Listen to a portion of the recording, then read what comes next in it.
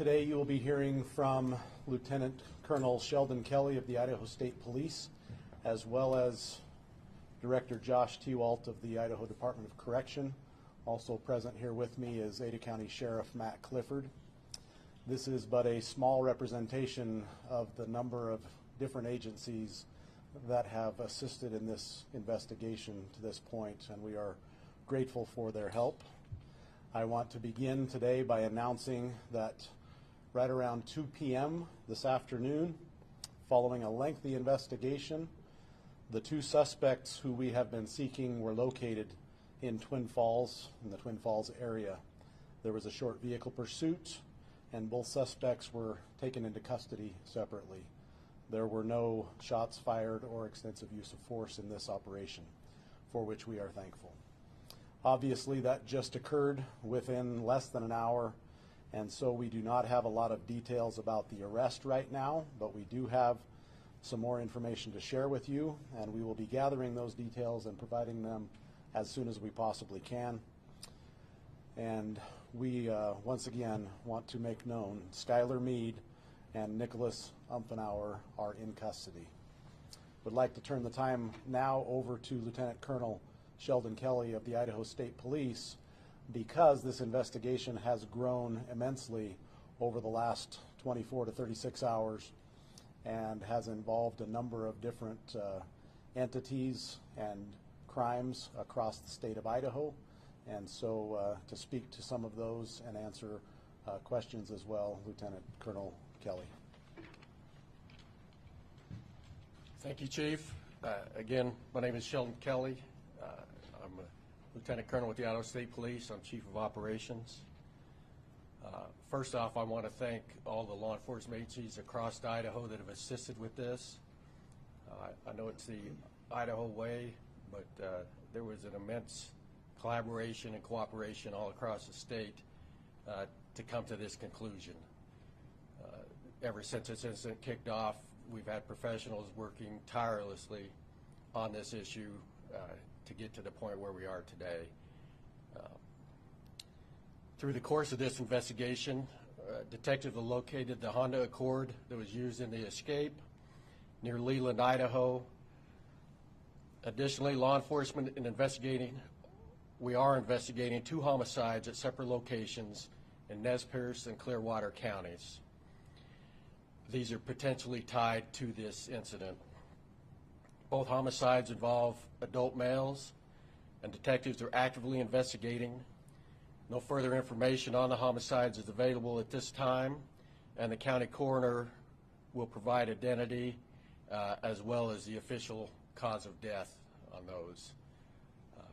Like the Chief said at the end of this, if you have some questions, if I can't answer them, I will. It is an ongoing investigation, and to not taint that, we're not going to be able to share everything. And now I'd like to let the Director of Idaho Department of Corrections, Josh Tewalt, give an update on his folks. Thank you, Colonel. My name is Josh Tewalt. I'm the Director for the Idaho Department of Correction. First, just nothing but appreciation for the cooperative effort from federal, state, and local law enforcement throughout Idaho and even neighboring states for their cooperation in helping to bring these two suspects to justice. We were able to share the news moments ago with our two staff members who remain in the hospital, and it's safe to say their spirits were lifted. We know, to give you an update on their condition, one of our officers was released from the hospital last evening, while two remain in the hospital.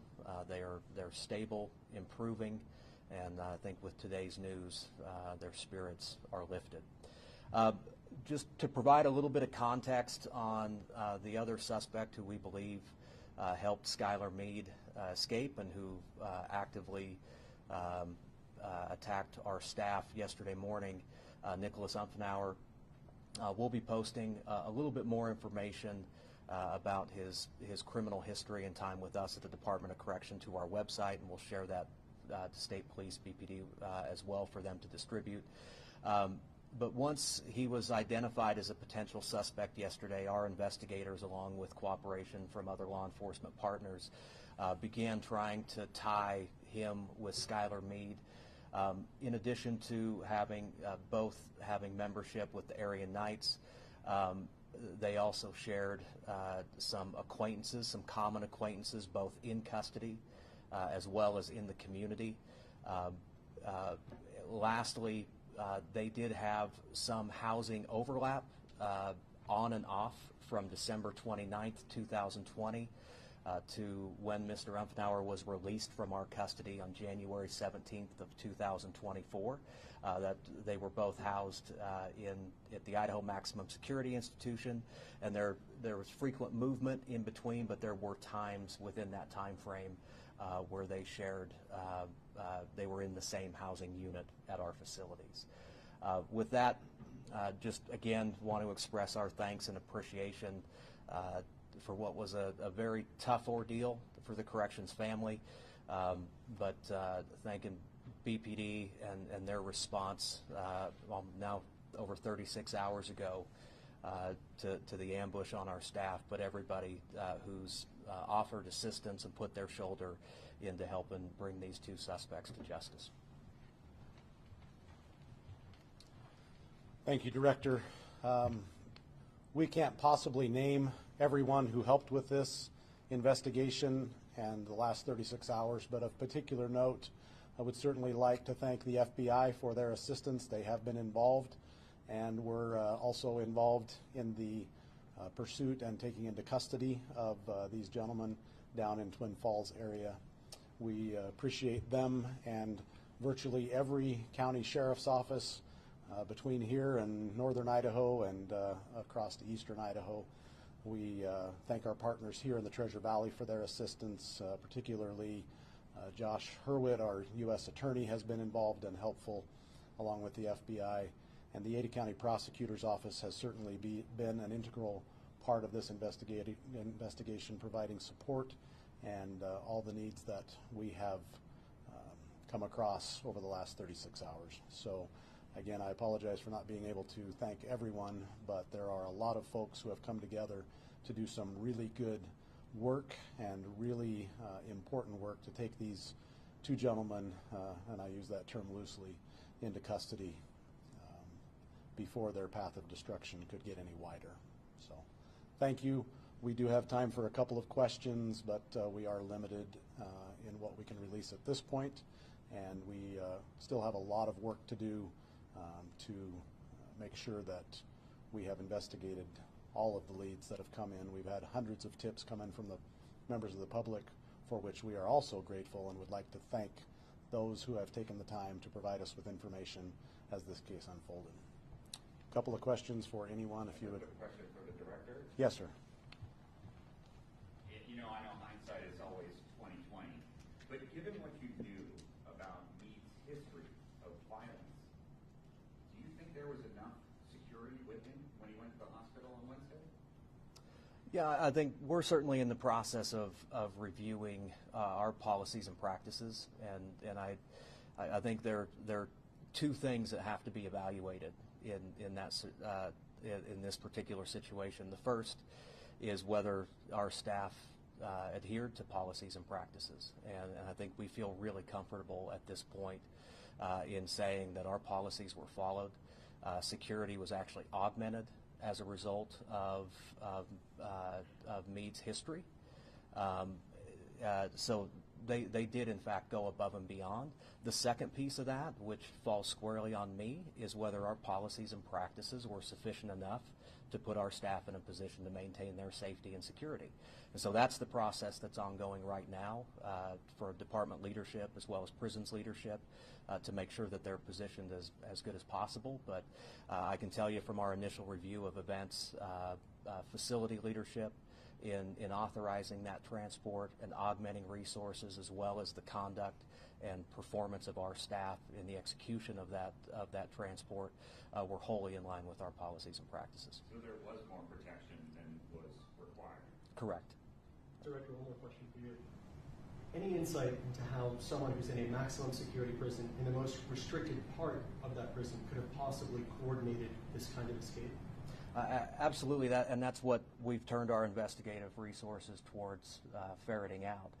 What we do know, and this is, I think, a challenge that plagues corrections across the country, is contraband cell phones, other third parties, other means of communicating.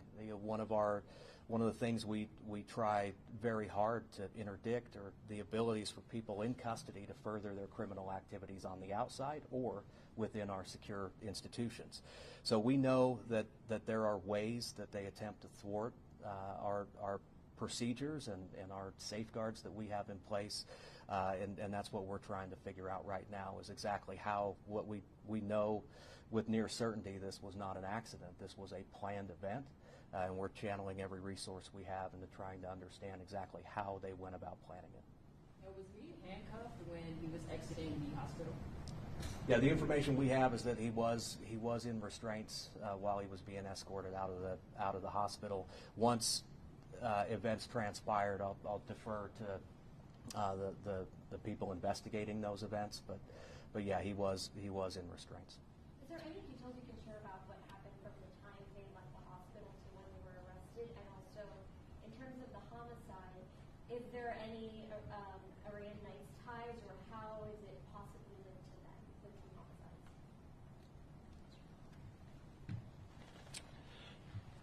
There's not a lot that we know. Obviously, our folks are still on the scenes of those homicides. It has not been that long since we found this out, so we're still investigating. In the coming days, we will be able to learn more information about whether those ties exist or what happened. You asked about handcuffs. We did find the shackles at the scene of one of the homicides, so that's one of the ways that we tied them together. Were they still driving the same vehicle? We found the vehicle they escaped in up in northern Idaho, and they took another vehicle. The Gallatin County Sheriff's Office put out a statement saying that they'd been seen in Missoula yesterday. Was that an erroneous? Who put that out? The Gallatin County Sheriff's Office in Montana. It's possible, yes. So it is possible that they might have crossed state lines since the escape. It is possible. Okay. Can you give us more details about how the arrest went down, and more specific about where it happened and kind of how long the chase went on? It is so recently that I can't give you a lot. I know they were located. They determined that they were found, apparently, and they tried to flee. I don't know how long the pursuit lasted. It was in Twin Falls County, and they were taken into custody without shots. Were they spotted by a member of the public or a police officer? How were they spotted? I don't know that information. Is one of these homicide victims the owner of the car they were driving? Did they carjack someone and kill them? We weren't there. They did have his car. I don't know. The investigation is so early, we don't know exactly what transpired. Did it happen to be a Chrysler Pacifica? You know? I do not know. Okay. Because that's what he was seen, they say, in Missoula, so I'm just curious. And these are the tips that come in that helped us solve this. Yeah, so I'm getting all these together. Which agency took them into custody? There are numerous agencies involved. To say one, it's unclear, and it is so fresh. We know they're in custody. We don't have all the details of what transpired. You all believe that Umphenour was in Florida up until Sunday? I have no idea. What's the current condition of the two? Are they injured? Are they just in custody? They are in custody. As far as I know, we've not heard of any injuries sustained during the takedown. Was there any gunfire exchange? No, there was not. Any indication if the two people who were killed had any ties to any gangs? We're working that out. Don't have any information on that at this time. Obviously, as I said, the investigation is ongoing, and we'll sort that out in the coming days, but it's too soon to speculate on that. Were one of those homicides in Orofino? I do not, they were both in, one we don't know where it occurred, but they were both located in rural Idaho, so not inside city limits. When do you believe it? Again, I'm not going to get into the details of the homicide. One, I'm not there. Our guys are still on scene doing that job, and so I don't want to get it wrong. Where do you believe they may have been heading? To Twin Falls County. I'm not trying to be smart. All we know is that's where they ended up, and that's where we caught them. Again, the investigation's ongoing. Does it seem though that they wanted to get to these two people that they killed specifically? The motive and why they did what they did, I don't know. What whether Umphenour was a member of Area Knights? I believe the director confirmed that, yes. Is that accurate? Correct. What role did the FBI play in all this? They assisted us.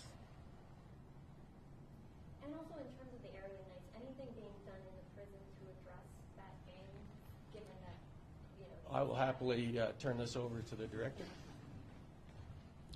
Yeah, the Area Knights are one of multiple security threat groups that we monitor and try to interrupt their activities. I think that's a daily occurrence within the Department of Correction, is trying to help, trying to mitigate the damage that gangs can do. Primarily when that criminal activity can extend beyond our secure perimeters and wind up back out in our communities. But in terms of the actions of Skylar Meade and Nicholas Umphenour, their gang involvement doesn't necessarily indicate that this was some sort of gang-sanctioned event. In fact, we have. I think that's. I'll leave it at that right now. But independent of their actions, the Department of Corrections and our team of investigators and staff work hard every day to try to disrupt any sort of organized criminal activity that happens within our facilities. To clarify, where are they being held and what's next for both of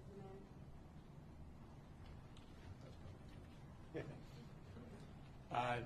They were arrested in Twin Falls County, so that they will start their. I'm sure they'll be taken to the Twin Falls County Jail to begin with. From there, as the investigation proceeds and we develop more information, there's a good chance there'll be prosecution in several different locations. Whose car was the Honda Civic or Honda Accord that you all mentioned? Was it Umphenour's or was it stolen? It was reported stolen. And I think we're going to cut it off at that point. One more last question. How did you come to the conclusion that you associated that two extra homicides with this case? By information that we developed on the scenes of the homicide, and I can't go much further than that. And the homicides took place today, is that correct? In the last 24 hours, and that's truly all. Thank you, folks. Bodies were found together? No.